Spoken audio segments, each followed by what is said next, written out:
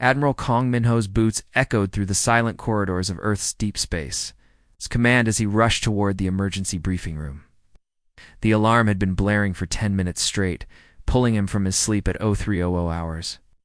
In 30 years of military service, he had never heard that particular alarm sequence before. The massive holographic display dominated the command center, casting an eerie blue glow across the faces of a dozen officers who had assembled in various states of dress. Some still wore pajamas under hastily thrown-in military jackets. Urgency was written in every crease of worry on their faces.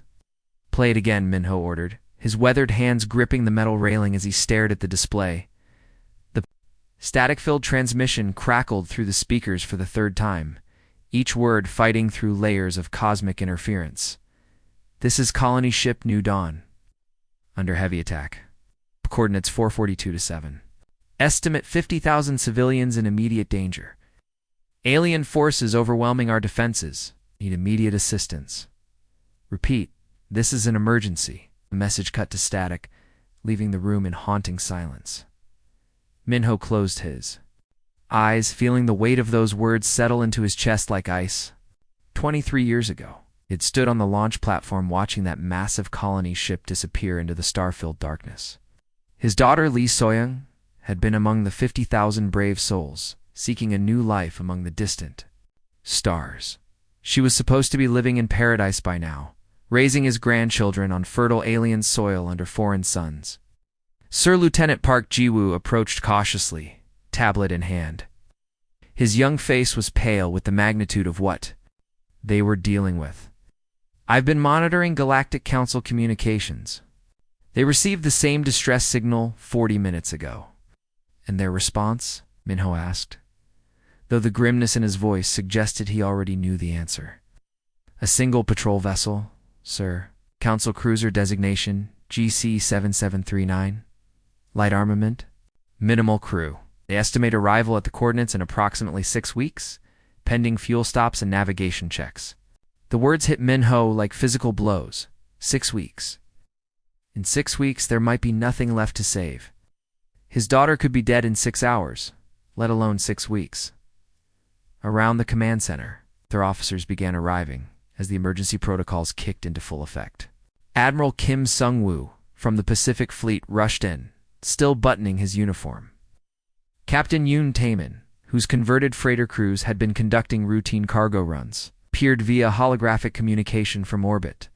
"Status report," Kim demanded. But Minho held up a hand for silence as he processed the situation. The New Dawn colony ship represented humanity's first major expansion beyond the solar system. Unlike the small research outposts and mining operations scattered throughout nearby star systems, this was meant to be a permanent settlement. Entire families had volunteered for the one-way journey, trusting in humanity's ability to protect them even across the vast emptiness of space. Now that trust was being tested. Lieutenant Park Minho's voice cut through the tension like a blade. "Send immediate signals to all fleet commanders, military and civilian vessels. Emergency mobilization." Protocol 7? Park's eyes widened. Protocol 7 meant total war mobilization. "Sir, that's over 300 ships. The Galactic Council has specific treaties about fleet movements of that magnitude." "My daughter is on that world, Lieutenant," Minho replied, his voice carrying the cold finality of absolute decision. "And she's not dying alone while bureaucrats debate paperwork." The command center exploded into activity.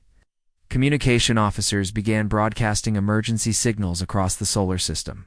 Logistics coordinators started calculating fuel requirements for the largest fleet deployment in human history.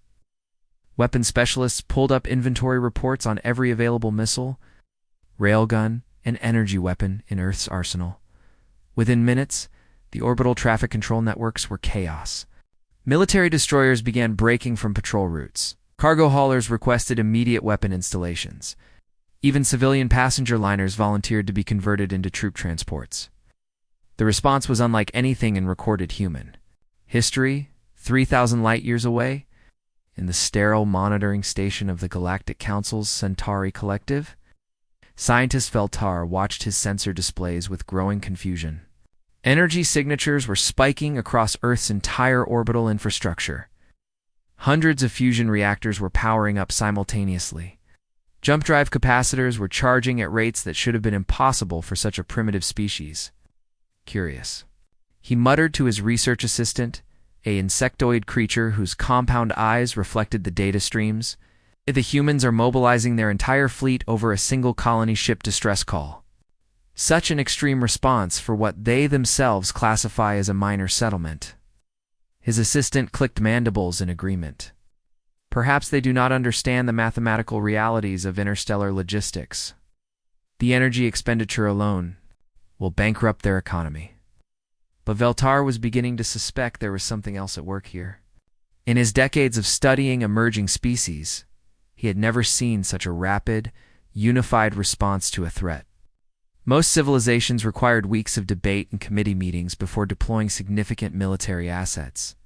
The humans had mobilized their entire civilization in under an hour. Back on Earth, Admiral Minho stood watching the orbital displays as ship after ship reported ready for departure.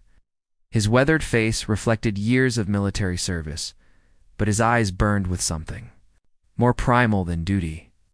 "Signal the fleet," he commanded. "All vessels, prepare for immediate departure. We're bringing our people home."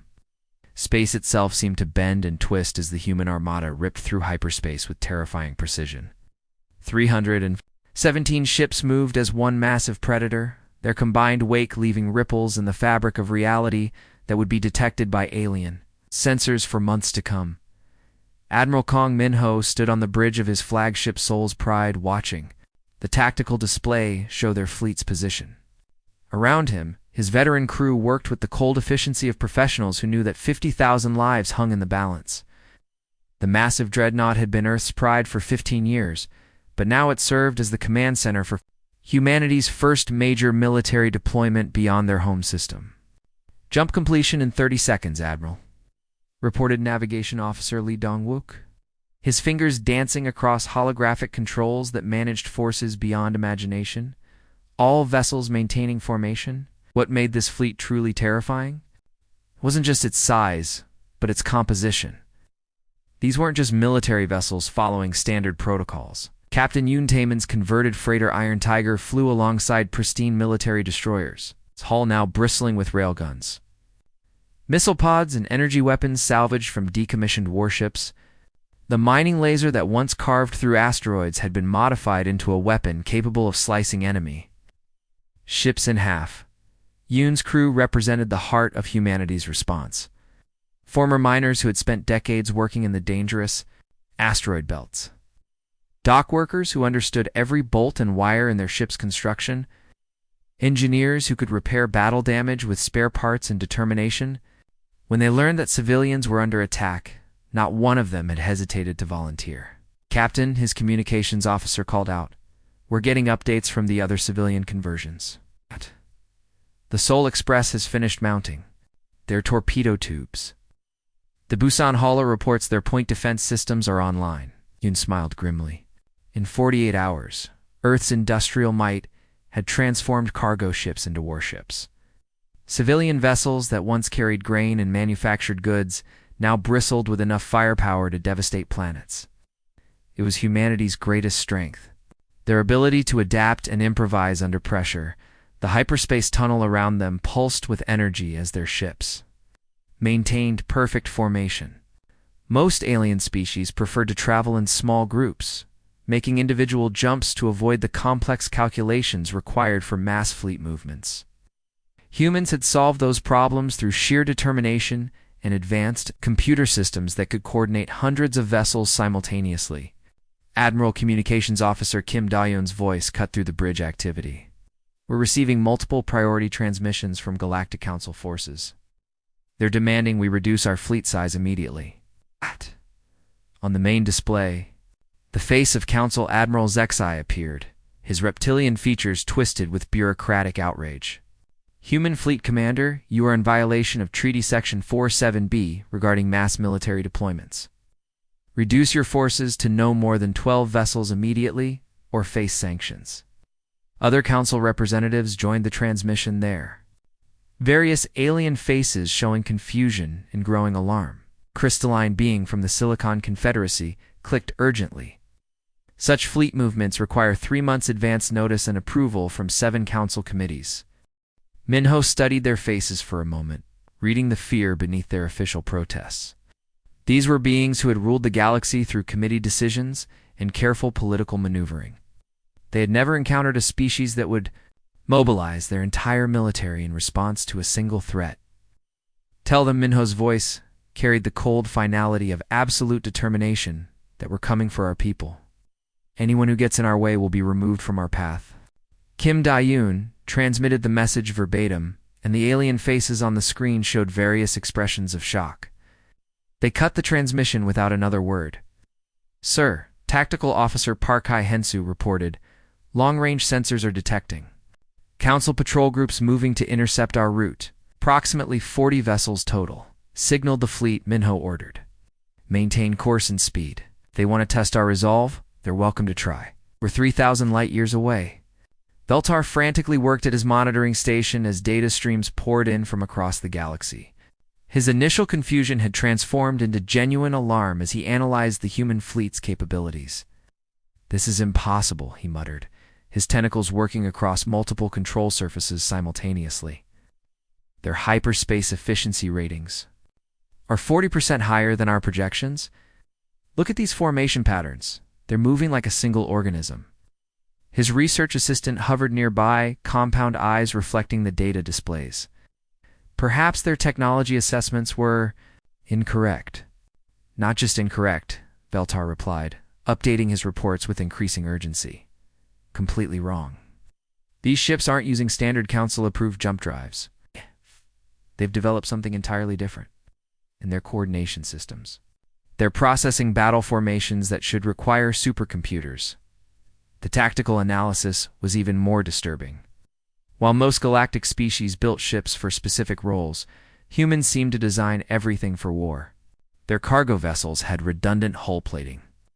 Their mining ships carried enough armor to withstand military-grade weapons.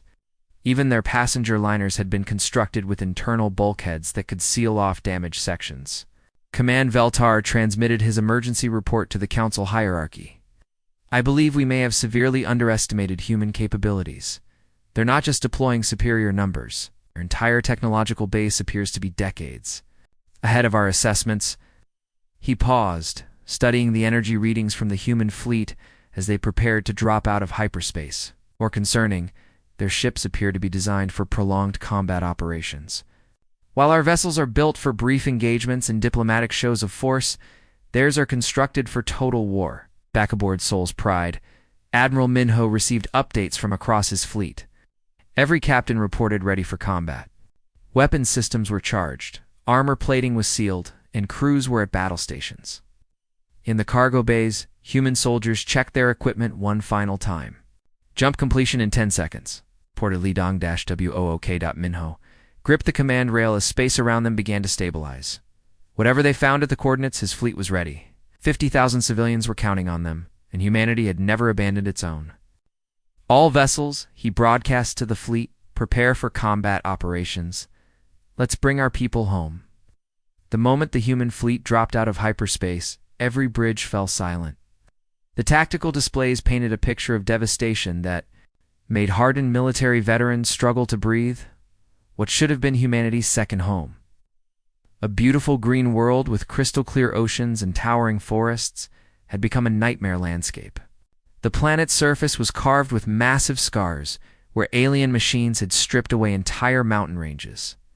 Rivers ran black with industrial waste. The atmosphere itself glowed with an unhealthy orange tint from the constant bombardment. Captain Yoon Taman stood frozen on the bridge of Iron Tiger, watching his sensor displays paint the horror in clinical detail. Massive alien harvesters, each one the size of Seoul, crawled across the planet's surface like mechanical locusts. Their grinding maws consumed everything in their path, turning forests into processed materials and cities into recycled components. "Dear God," he whispered, his weathered face pale as the readings continued to pour in. Above the planet, orbital bombardment platforms hung like dark angels of death. Each one was larger than Earth's biggest space stations, their weapon arrays systematically reducing mountains to dust and seas to steam. The constant barrage had turned the sky into a burning hellscape, where nothing could survive in the open. Contact. Sensor operator, Oh, Hyansu's voice cracked with emotion as he processed the life sign readings. I'm detecting approximately 8,000 human life signs in underground bunkers scattered across the northern continent. The rest, ... His voice broke. He couldn't bring himself to finish the sentence. The mathematics were brutal. 50,000 colonists had made the journey to this world. After 3 weeks of systematic extermination, only 8,000 remained alive, huddled in whatever underground shelters they could find. Admiral Kong Minho's jaw clenched as he processed the tactical situation. His daughter So Young was down there somewhere, either fighting for her life in those bunkers or already lost to the alien killing machines. The rage that built in his chest was cold and calculating, the fury of a father and a military commander combined into something deadly. All units, his voice cut through the horror on every bridge in the fleet. Carrying the absolute authority of command, battle stations. We're going to kill every last one of these monsters. The enemy ships became visible as the human fleet's sensors penetrated the planetary debris field. The Void Collective had brought a massive force to consume this world. Their vessels were organic-looking things that seemed to pulse with malevolent life. Unlike the clean lines of human or council ships, these craft looked like they had been grown rather than built. Intelligence reports had described the Void Collective as a nomadic race that consumed entire worlds. But seeing them in action was different. They didn't just conquer planets, they devoured them completely. Strip mining became an art form, consuming every useful material down to the planet's core before moving on to the next target. Captain Lee Junesio, the colony's military commander, crouched in underground bunker complex 7 alongside 300 surviving civilians. His uniform was torn and stained with blood from weeks of desperate fighting. The military-grade shields protecting their shelter were failing, their power cells nearly drained from constant attacks. Sir Sergeant Kim Borum reported from the communications station. I'm picking up massive energy signatures in orbit. Multiple contacts, human signatures. Lee's heart jumped. He had been broadcasting distress signals for 3 weeks, but the response from Earth had seemed impossibly distant. Confirm those readings, Sergeant?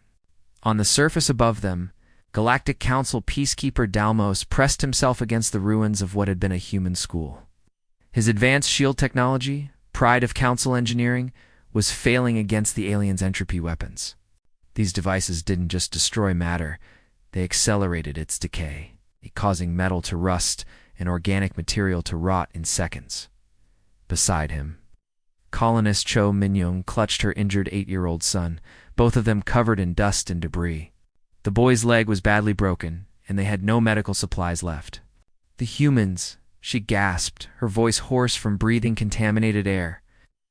They said they were coming from Earth, but it's been so long, ... I thought maybe the message never got through. Delmos had dismissed such hope as the delusion of a doomed species. In his 40 years as a Council peacekeeper, he had witnessed 17 different civilizations fall to the Void Collective. No military force had ever successfully engaged them in direct combat. The standard Council response was evacuation and containment. Accepting the loss of entire worlds as an inevitable cost of galactic peace, but as the sky above them suddenly filled with human warships, his certainty began to crumble like the ruins. Around them, the human fleet spread across the orbital space with military precision that made Dalmos' training protocols look primitive.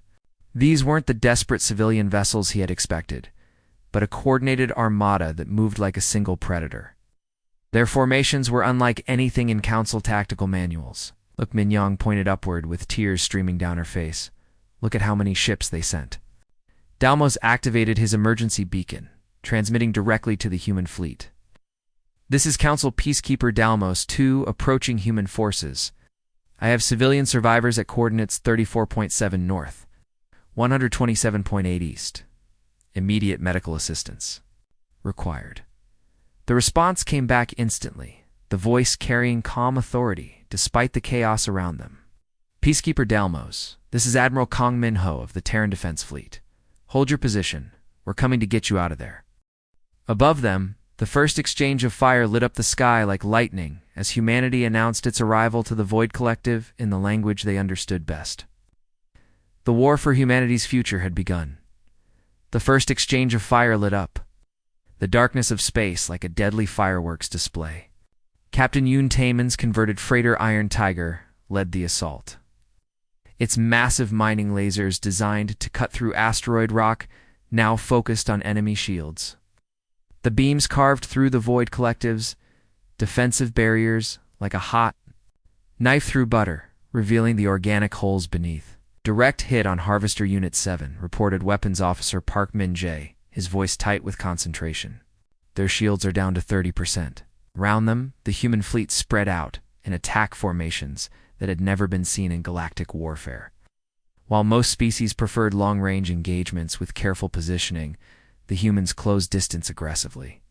Their ships moved like pack hunters, coordinating attacks that overwhelmed individual targets through sheer focused firepower. The Void Collective responded with weapons that defied conventional understanding. Energy beams that didn't just destroy matter but accelerated its decay, causing ship hull to age decades in seconds. Gravity weapons that crushed vessels like tin cans. Biological missiles that burrowed through armor and consumed everything they touched. Iron Tiger shuddered as one of these entropy beams struck its port side. Yoon watched his engineering displays light up with warning signals as the ship's armor began to deteriorate at an alarming rate. Engineering reports engine damage called out Chief Engineer Kim Hyo-jin. "We're losing power to the main drive systems." Yoon studied his tactical display, watching as Void Collective reinforcements moved to surround his position. His ship was dying, its engines failing, but the enemy harvester was still operational, still consuming his people's world. "All hands prepare for ramming speed," he announced over the ship's communication system. His bridge crew turned to stare at him. Ramming attacks were considered desperate measures, last resorts when all other options had failed. But Yoon's weathered face showed only cold determination. "Sir, we could try to retreat," suggested Navigation Officer Lee Sang-woo. "No, Yoon," replied firmly. "Every second that harvester operates, more of our people die. We end this now." He activated the emergency thrusters, pushing Iron Tiger's damaged engines beyond their safety limits. The converted freighter accelerated directly toward the massive alien harvester, its hull groaning under the stress. "For humanity." Yoon's final transmission crackled through the fleet communications as Iron Tiger's reactor core overloaded on impact. The explosion was visible from every ship in the fleet. The harvester, 3 times larger than Yoon's vessel, was cracked apart like an egg, its organic components burning in the vacuum of space. The nuclear fireball consumed both ships, leaving nothing but expanding debris and radiation. Admiral Kong. Minho watched his friend die and felt something primal awaken deep in his chest. This wasn't military engagement following rules of war. This wasn't strategic positioning and careful resource management. This was extermination and the Void Collective had chosen the wrong species to hunt. "All vessels," he commanded, his voice carrying deadly calm that made experienced officers straighten at their stations. New standing orders. No prisoners. No mercy. They wanted to hunt humans? Let's show them what apex predators look like. What followed was unlike anything recorded in galactic military history. The human fleet fought with a savage creativity that horrified alien observers. When the destroyer Soul's Hammer ran out of missiles, Captain Ko Yoon-young used her ship's emergency cargo pods as improvised weapons, filling them with reactor coolant and firing them at enemy vessels where they exploded like massive chemical bombs. Lieutenant Colonel Nam Seo-jin led boarding parties through holes blown in enemy hulls, his Marines fighting with a brutality that shocked even hardened council observers. Unlike most species who preferred ranged combat, humans excelled at close-quarters battle. They moved through alien ship corridors like deadly ghosts, using their superior reflexes and adaptability to turn every corner into a killing ground. Boarding Party 3 has secured the enemy command center, Nam reported over tactical communications. No survivors. In space. Pilot Beak Yujin found her fighter surrounded by 3 Void Collective interceptors after her wingman was destroyed. Her ship's weapons were depleted, shields down, life support failing. Any rational pilot would have ejected and hoped for rescue instead. She pointed her damaged fighter directly at the nearest enemy command ship's bridge. "This is for Captain Yoon," she transmitted as her fighter's reactor overloaded, turning her ship into a kinetic missile that punched through the alien vessel's command center. Engineer Lim Hae-won, trapped aboard the crippled transport Seoul Express, watched enemy boarding parties cutting through his ship's hull. Rather than surrender, he rerouted power from life support into the ship's reactor core, creating an unstable cascade failure. "Tell my wife I kept my promise," he broadcast to the fleet before manually triggering the overload. The explosion took out 3 enemy cruisers that had moved in to capture the transport across the battlefield. Human crews displayed the same pattern. When conventional weapons failed, they improvised. When their ships were damaged beyond repair, they turned them into weapons. When faced with impossible odds, they fought harder. The Void Collective, accustomed to enemies who followed predictable patterns, found themselves facing chaos incarnate. Human tactics made no sense according to standard military doctrine. They sacrificed expensive equipment without hesitation. They ignored personal safety to protect strangers. They fought like every battle was their last battle, 3,000 light-years away. Veltar watched the combat through his monitoring systems with growing horror. His tentacles trembled as he processed the tactical data streaming in from the battlefield. "This is impossible," he muttered, updating his emergency reports. "They're not following any known combat protocols. Look at this. They're using damaged ships as guided missiles. They're boarding enemy vessels with hand weapons. They're fighting like..." He paused, searching his memory banks for the proper comparison. In the ancient histories of his people, there were legends of creatures from Deathworlds. Planets so harsh that only the most savage predators could survive. These creatures supposedly fought with absolute commitment, never retreating, never surrendering, always adapting. The humans were fighting exactly like those legendary Deathworld predators. "Emergency transmission to all Council fleets," he broadcast frantically across subspace frequencies. "Avoid human space at all costs. We have awakened something that should have remained sleeping. They're not just another species joining the galactic community. They're apex predators, and we just taught them how to hunt among the stars." The final Void Collective command ship attempted to escape into hyperspace, its organic hull pulsing with desperate energy as it tried to flee the slaughter. But Captain Kim Dae-sung's destroyer Soul's Wrath was already there, waiting like a predator that had anticipated its prey's every move. "Target locked," reported Weapons Officer Lee Yuri, her finger hovering over the firing controls. "Fire everything," Kim commanded. The destroyer's entire arsenal erupted simultaneously. Ow. Railgun rounds, plasma torpedoes, and energy beams converged on the fleeing ship. The Void Collective vessel exploded in a brilliant flash of plasma fire that could be seen from the planet's surface, marking the end of 6 hours of the most savage combat the galaxy had ever witnessed. Admiral Kong Minho stood in the ruins of what had been New Dawn Colony's central plaza, his boots crunching on debris that had once been children's playgrounds and family homes. The air still carried the acrid smell of burned alien machinery and the lingering effects of entropy weapons that had aged everything they touched. But he wasn't looking at the destruction. In his arms, he held his daughter Lee So-young alive, but bearing the marks of 3 weeks of desperate survival. Her uniform was torn, her face gaunt from rationing emergency supplies. But her eyes still held the determination that had made her volunteer for this colony mission 23 years ago. "Dad," she whispered, her voice hoarse from breathing. "Contaminated air. I knew you'd come. I never doubted it."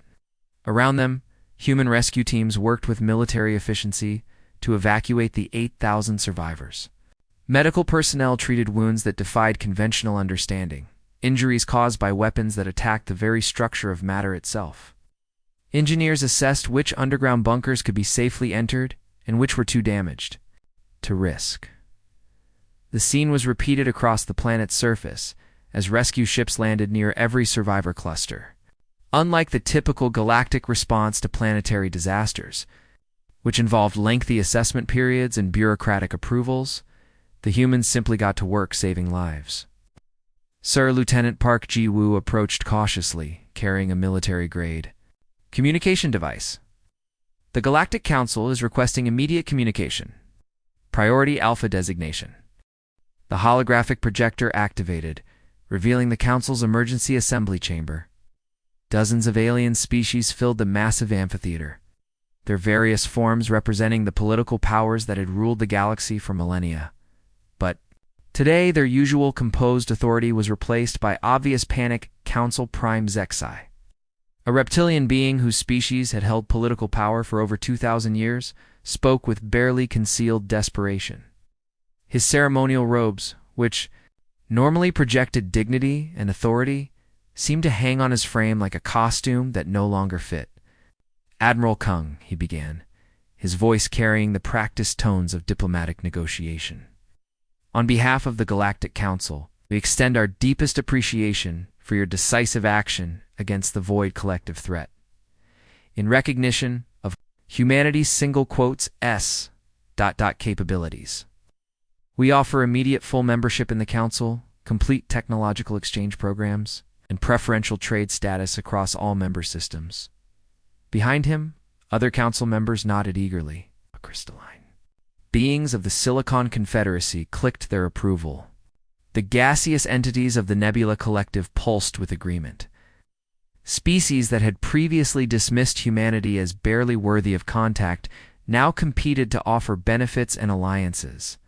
"Stop," Kong interrupted, his voice quiet but carrying the weight of worlds. It's a simple word cut through the diplomatic rhetoric like a blade through silk. The entire council chamber fell silent. In centuries of political maneuvering, no one had ever interrupted the Council Prime during formal negotiations. "You left our people to die," Kong continued, his weathered face showing no emotion. 50,000 civilians sent distress calls. For 3 weeks, your response was one patrol ship with an estimated arrival time of 6 weeks. The Skreptilian features shifted uncomfortably. "Admiral, we didn't realize the severity of the situation. The Void Collective has never been successfully engaged in direct combat. Our protocols required careful assessment. You didn't care." Captain Lee Ju Nesio stepped forward from the group of colonial survivors. His military uniform was stained with blood and debris, testament to weeks of desperate fighting. "My people sent dozens of distress calls. We provided tactical assessments, casualty reports, and strategic analysis. You ignored them all because we weren't politically important enough to matter." The truth of his words hung in the air like a physical presence. The Council's carefully constructed image of benevolent galactic governance crumbled under the weight of their own indifference. Admiral Kong studied the assembled alien faces, reading the fear, panic, and desperate hope in their various expressions. After millennia of comfortable political supremacy, they finally understood what they were dealing with. Humanity wasn't just another species seeking membership in their cosmic community. They were something far more dangerous, a unified force that would not be ignored or dismissed. "Here are humanity's terms," he continued, his voice carrying the absolute authority of someone who had just reshaped the balance of galactic power. Full access to all intelligence on hostile species. Complete military cooperation in hunting. Down the remaining Void collective forces. Most importantly, his eyes hardened like steel. Humanity will now patrol our own space. Any threat to human colonies will be met with overwhelming force. The implications were clear. The age of humanity seeking permission from galactic authorities was over. They would police their own territory, protect their own people, and respond. 2 threats according to their own judgment. The council chambers fell into complete silence. Representatives who had spent centuries debating the smallest policy changes now faced a species that had solved the Void collective problem in 6 hours through direct action. Finally, Sahai nodded shakily, his political authority no longer carrying the weight it once had. "Agreed. All terms are acceptable." As the transmission ended, Admiral Kong looked up at the stars where his fleet's sensors were already detecting new energy signatures. Earth's orbital shipyards were working around the clock, building the next generation of warships. The industrial might that had converted civilian vessels into weapons in 48. Ours was now focused on permanent military expansion. His daughter So-young followed his gaze upward. "What happens now, Dad?" Now he replied. "The galaxy learns what it means to threaten human families across the star systems." Alien monitoring stations detected the massive industrial mobilization taking place around Earth. Unlike their previous assessment of humanity as a minor species, the new reports painted a picture of a civilization that had been quietly building the infrastructure for total war while maintaining the appearance of peaceful exploration. The message was clear to every species in the galaxy: humans protect their own, and they never, ever forget. The age of being overlooked was over. Humanity had announced its presence among the stars in fire and blood. The galaxy would never be the same. The end.